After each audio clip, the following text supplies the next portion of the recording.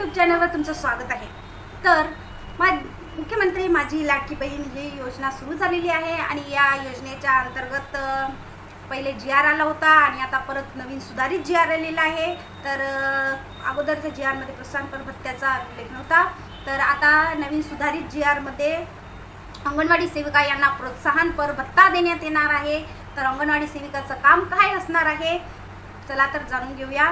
तर ह्या योजनेअंतर्गत अंगणवाडी सेविका यांच्याकडे जे पण लाभार्थी येतील त्यांची संपूर्ण माहिती, जो तुम्हाला हमीपत्र आणि तो फॉर्म आहे, जसा ऑनलाईन असणार आहे तो फॉर्म तसा फॉर्म असणार आहे, त्यांच्याकडून लाभार्थ्यांकडून ती पूर्ण माहिती फॉर्म भरून घेणे, त्यांची माहिती घेणे आणि त्यांचे डॉक्युमेंट्स ते जे आपण लाभार्थी आपल्याकडे येतील त्यांचे डॉक्युमेंट्स घेणे आणि ते लाभार्थी फॉर्म भरताना तिथे हजर असणे आवश्यक आहे। त्यांच्यासमोर तो ऑनलाईन फॉर्म नारी शक्ती दूत या ॲपवर भरणे आहे आणि तो ॲपवर पूर्ण भरल्यानंतर जेवढेही लाभार्थी त्यांचे फॉर्म भरल्या जातील आणि या ऑनलाईन सदर योजनेअंतर्गत ऑनलाईन फॉर्म भरल्यानंतर संपूर्ण पात्र लाभार्थ्यांची अंतिम यादी लागल्यानंतर प्रति लाभार्थी 50 रुपये याप्रमाणे प्रोत्साहनपर भत्ता अंगणवाडी सेविका यांना देण्यात येणार आहे।